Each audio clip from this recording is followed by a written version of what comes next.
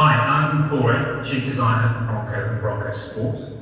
I'm really honoured to be part of Bronco's debut here in South Korea, even if it is just virtually, via webcam. I understand people have been really eager to see the Bronco finally touch down in South Korea, and well, here it is. I'm certainly glad the wait is over, and I'm especially looking forward to seeing Bronco help open up the wild in your market, just as it's been doing over here in North America. Me and my team have been living the Bronco life for 5 years now. We're dedicated to it. It's everything that we do. Members of my team drive vintage Broncos and new Broncos every day.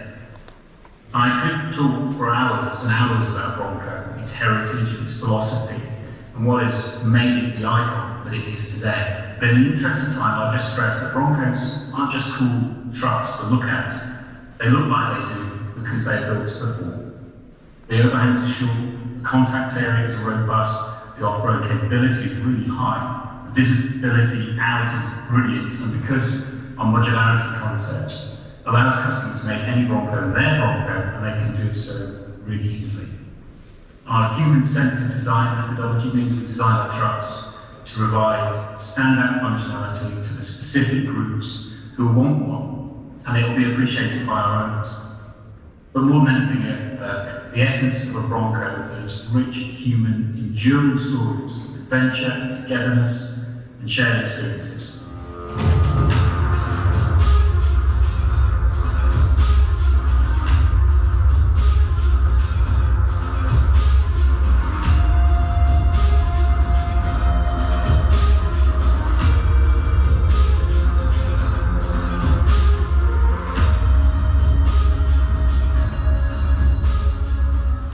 When we set out to design the new Bronco family, we knew we had to deliver on two key priorities. They had to look like a Bronco and they had to work like a Bronco. So let's all level set. What makes a Bronco a Bronco? Well, Bronco is a brand made of a million personal stories, and it's so much more than just a truck. And we all felt a huge responsibility to get that right.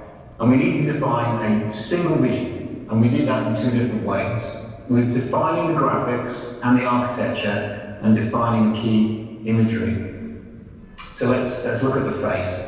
You can see a single piece grille, two round lines bisected with perfect geometry by a bar that carries the name. And we have a separate bumper. And a flat, simple body side with a swage line to add stiffness into the metal. Then we have peaked front fenders to help the driver see the corners. And at the rear, we have simple one-piece tail lamps. It's simple, and it's pure, and it's redacted, and it's iconic. And our guiding imagery words were trusted and carefree. But in a way, that's just styling. So we needed to go far deeper, and to do that, we swung off the usual road, and we went just a little bit wild.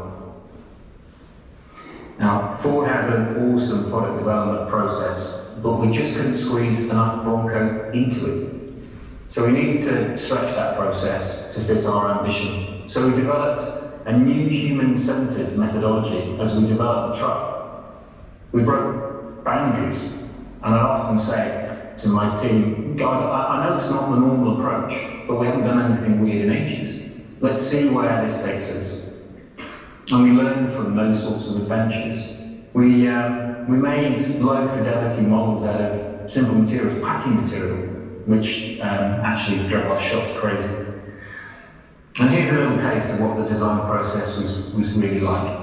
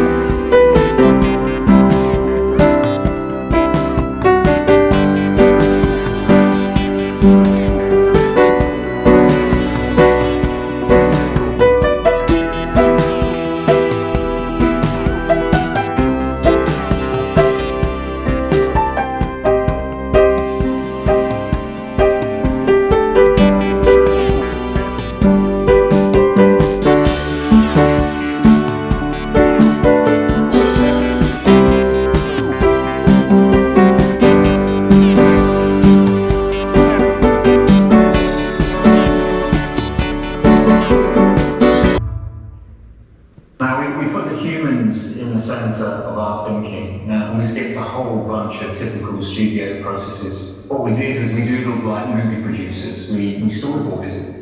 And it's here in the storyboards that the themes emerged, not from the usual car design, sexy sort of design artwork, but from ideating key moments and identifying real-world issues and deriving the appearance as we develop the solutions. Like how to tie a canoe down safely without the rope scratching the paint on the hood or the headlights, or you having to lie in the dirt looking for something underneath the truck to tie off against. So those activity doodles went straight to fast CAD and to virtual reality, as well as to foam core and duct tape. Then we found we didn't have enough wild VR environments to fit Bronco into, so we created new VR environments. And then when we realized that that wasn't enough, we wrote new code. We actually changed the program so we could experience the themes much better. I don't think Ford has ever developed a product in this way. And outside of work, we got on the trails and into the desert and got into the dunes. And we hung out with the experts and we quietly stalked the forums. And we constantly kept on learning. And some of the team either drive daily or are building their own Broncos as well. So therefore, I hope you understand, I promise you, Bronco is the first thing that we think about every single day. And it is the last thing on our minds when we go to sleep. We live this. We were inventing a process, we were innovating like crazy, and we were getting up to quite a lot of creative mischief. And we were set to start making it real. So we pressed buttons marked print and mill. And the Bronco, as you'll see, it began to emerge. It's a Bronco that's fit for the wild. There's nothing on this truck that is superfluous. Everything exists on it for a reason. There's no decorative chrome or extraneous styling. It's modern because it's designed for function, not fashion. And that means super short overhangs, aggressive approach, departure, and breakover angles with slim hips for off-road agility, and everything is exactly where you need it. Getting that stuff right is much harder than you think. And which probably explains why it's so rare. So let's break it down. Notice the upright windshield for great visibility. Notice the single-piece grille. The round lights bisected with perfect geometry by a bar with Bronco, not Ford this time, proudly written on it. Look at the peaked fenders. And we took that smart feature further and we grew those peaks into what we call the trail sights. You can tie things off against them without scratching your paint or your lights or lying in the dirt. You can swap them out or bolt on extra lights or GoPros, or, and especially if you're shorter, you can simply use them to tell you where the corners of the truck are. Which just goes to show that innovation doesn't always need a microchip. And of course, the doors have to come off. So how can we maximise open air without that? However, Bronco has frameless doors. Doors that stow on board. So what we have is a quick release, light alloy doors that stow all four of them on board. You can take them off when the sun comes out, and you can throw them back on when the rain comes. That is a world first.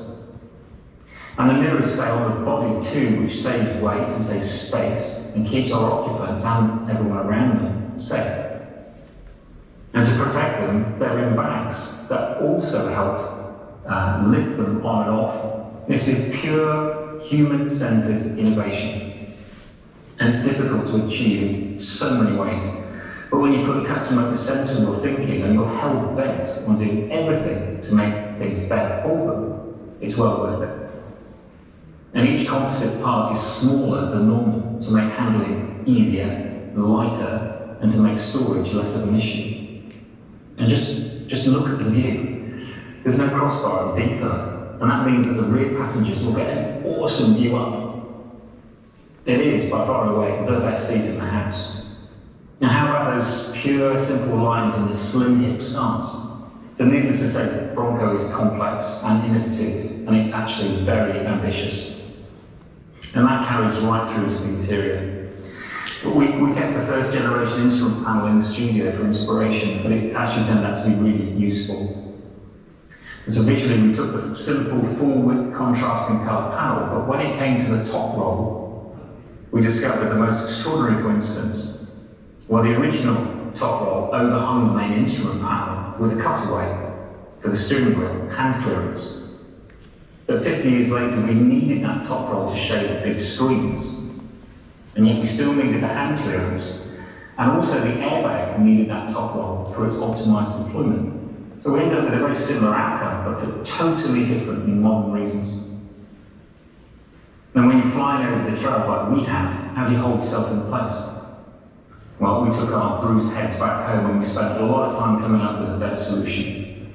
Console and instrument panel grab handles. Now they're positioned to triangulate the passenger, aid ingress, and for someone to hang on to when the wheel isn't flat any longer. And these handles are modular, they're customizable, removable grab handles. You can remove them and replace them to suit your need. Now as for those hero switches, they're one-piece silicone rubber parts, so they can get wet and dirty, just like the other controls, no problem. Now we heard all along about how important it is for Bronco drivers of being with each other, their friends and their family or their driving buddies, so we made the rear of the vehicle a social space. Bronco has a wide-opening swing game. So before your adventure, it makes for a great place to prep your gear. And after your adventure, if you want a cold drink and a chill, we included a built-in bottle opener. But you'll need somewhere else to sit, so we developed a slide-out tailgate. It's a better place to sit and just watch the sun go down. Let's talk about colours. Now Bronco is known for its spirited colour palette, and the tradition continues with a combination of bright colours and tones pulled from nature. Rich clays, desert tans and watery blues. And those materials are there to function as well as look and feel fantastic. And we'll have 11 paint colours from the start, from bright ones to those drawn from the landscape, including cactus grey, area 51, antimatter blue and cyber orange. It's going to look great on the track. Now, one last essential detail we had to get right, the Bronco badge. Now inspired by the classic on the left, but it's now more muscular, less playful as you can see on the right. And we took this really seriously, especially the tips of the hooves. In fact, we had heated meetings just about the tips of the hooves and getting just those right. And it is ridiculous in a way, but it shows you that on Bronco, every detail matters. Now let's talk about modularity. There's no such thing as a standard Bronco because every Bronco is now different. Every Bronco has had adventures, and those adventures created memories and stories to be passed on. And we were lucky enough to hear some of those stories. And they were deep and personal stories. In fact, I witnessed the grown-up burly men moved to moist eyes as they told me what Bronco meant to them. You see, Bronco isn't just a truck, it is personal. Making a Bronco your Bronco is part of that journey, and modularity is the enabler. And we discovered that modularity was an enabler back in the 60s. We heard those stories, and we saw what modularity did for the first generation truck. So we thought we could do something with that. So here's an early model. It's pretty wild. We've actually never made anything quite like it. But you know how things are in this industry. Things get watered down. Well, a production truck is pretty much as interchangeable as this. Customers in this segment will spend thousands of dollars personalising their trucks, and with Bronco, they'll keep making changes throughout its long life. Modularity, the way that we've done it, will make that easy. So what stories will the new truck enable? So it's great to see such huge interest regarding the design of the Bronco in South Korea. I'm really looking forward to seeing the response from the market. And finally, congratulations to the Ford Korea team on this launch, and thank you. 네, 뉴 브론코 디자인 탄생 비하인드 스토리 함께 보셨는데요. 비록 영상으로만 만나보셨지만 뉴 브론코 디자인을 소비자의 라이프 스타일을 중심으로 탄생시킨 디자이너의 열정을 확인해 보실 수 있으셨으리라 생각이 됩니다.